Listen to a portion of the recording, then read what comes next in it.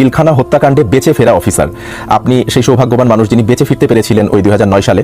আমি শুরুটা করতে চাই যে বাংলাদেশের ইতিহাসে যে ভয়ঙ্কর কালো অধ্যায় যে পিলখানা হত্যাকাণ্ড, এটা কি আসলে বিডিআর বিদ্রোহ ছিল নাকি পরিকল্পিত হত্যাকাণ্ড? আপনার দেখা ও অভিজ্ঞতার আলোকে প্রথমে আমি সেই বিষয়টি জানতে চাই। আমি যদি শুরু করি, এটা কোনো বিদ্রোহ ছিল না, এটা পরিকল্পিত একটি হত্যাকাণ্ড ছিল।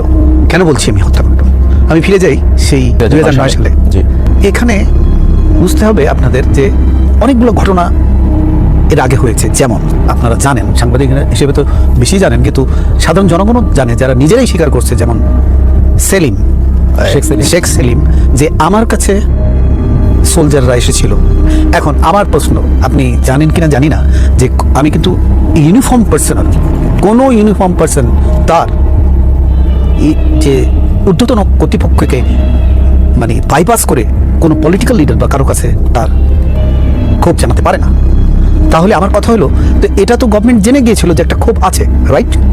তাহলে গভর্নমেন্ট কেন ঠিক একদিন আগে প্রধানমন্ত্রী তৎকালীন ওটা বলছি আমি, তাহলে কেন এই যে কর্তৃপক্ষ বা আওয়ামী লীগ সরকার কেন স্বরাষ্ট্রমন্ত্রী জেনারেল শাকিলকে ডেকেছে? What is the problem? আমরা বসে এটা সলভ করা হয়নি।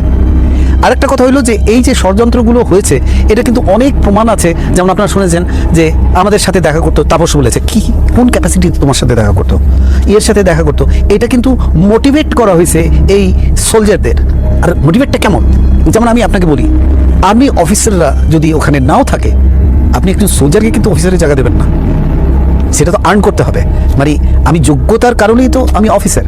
তো বোঝানো হয়েছে যে তোদের যে গাড়ি দেওয়া হয়, এটা তোরা চলতে পারো না, তোদের রেশন খায় এরা, সব কিছু তোদের দিয়ে তাদেরকে উস্কানি দেওয়া হয়েছে।